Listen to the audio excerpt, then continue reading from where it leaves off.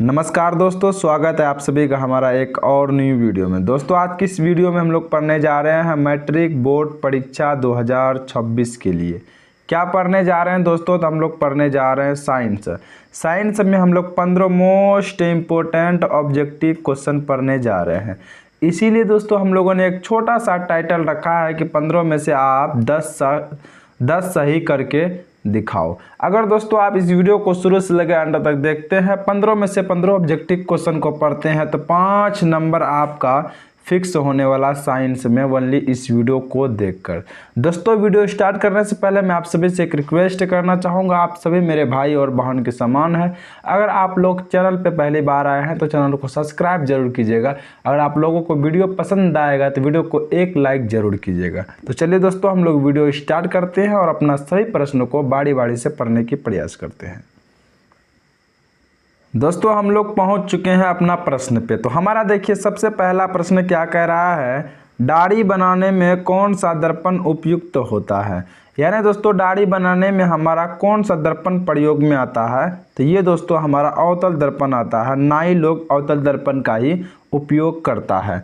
अब दोस्तों सवाल यहाँ पे पैदा होता है, अवतल दर्पण ही क्यों, उत्तल दर्पण क्यों नहीं करता है, समतल दर्पण क्यों नहीं करता है। तो इसका पीछे मेन एक रीजन है कि अवतल दर्पण हमारा बड़ा प्रतिबिंब बनाता है जबकि उत्तल दर्पण हमारा छोटा प्रतिबिंब बनाता है।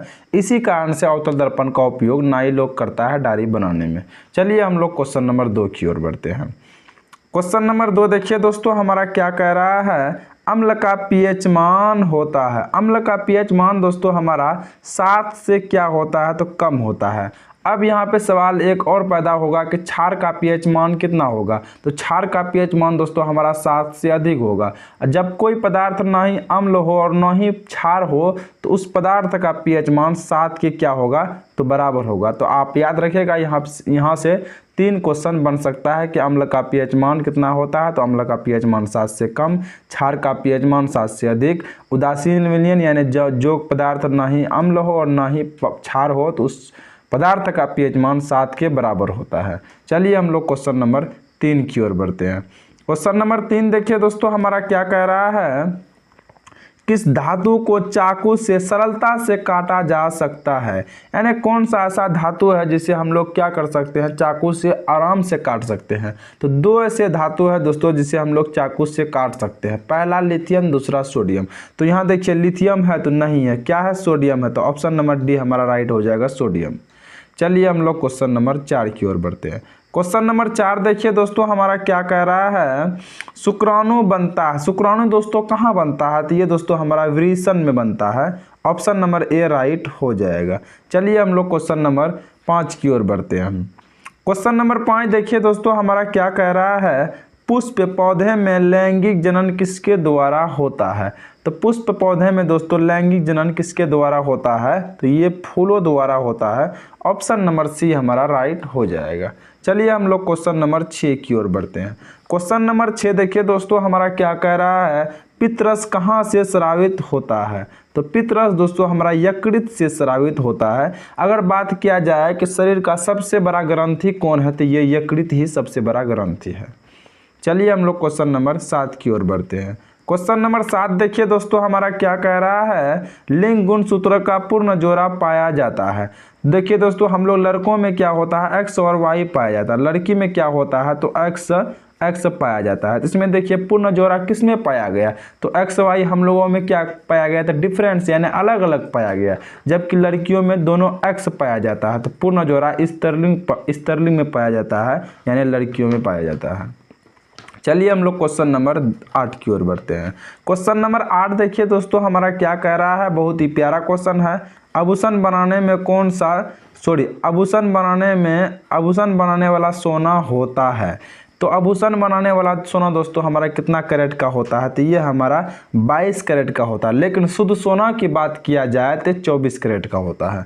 चलिए हम लोग क्वेश्चन नंबर 9 की ओर बढ़ते हैं।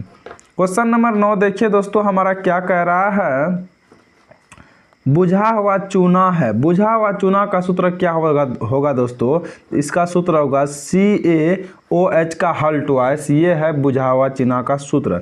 अगर बिना बुझा हुआ चूना यानी सिर्फ चूना का सूत्र पूछे तो ये दोस्तों CaO ओ हो जाएगा, यानी सिर्फ चुनाव का सूत्र, आप याद रखिएगा। चलिए हम लोग क्वेश्चन नंबर 10 की ओर बढ़ते हैं।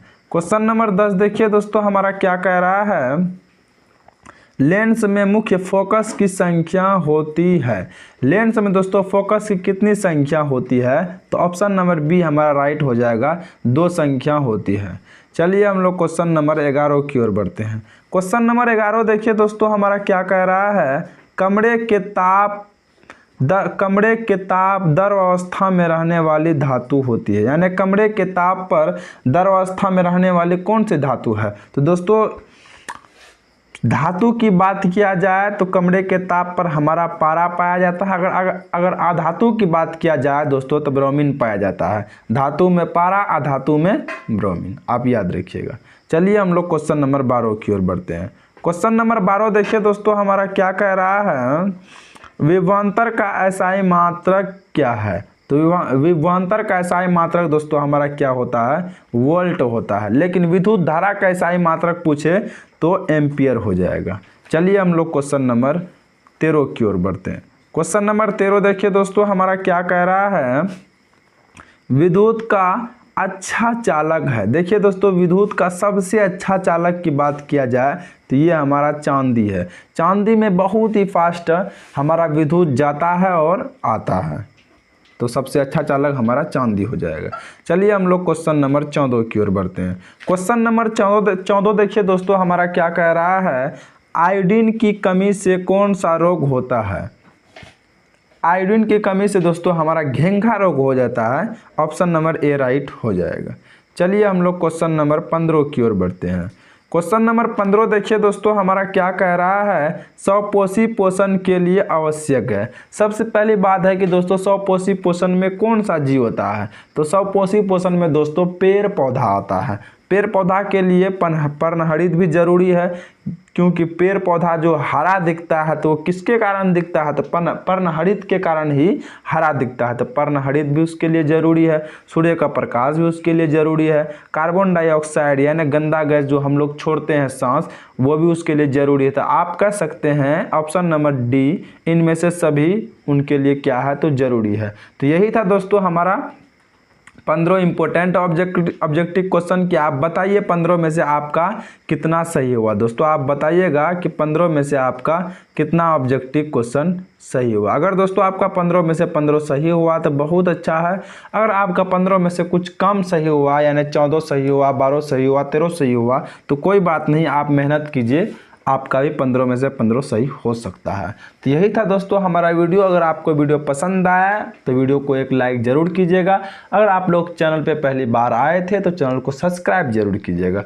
जब तक के लिए दोस्तों जय हिंद, जय भारत।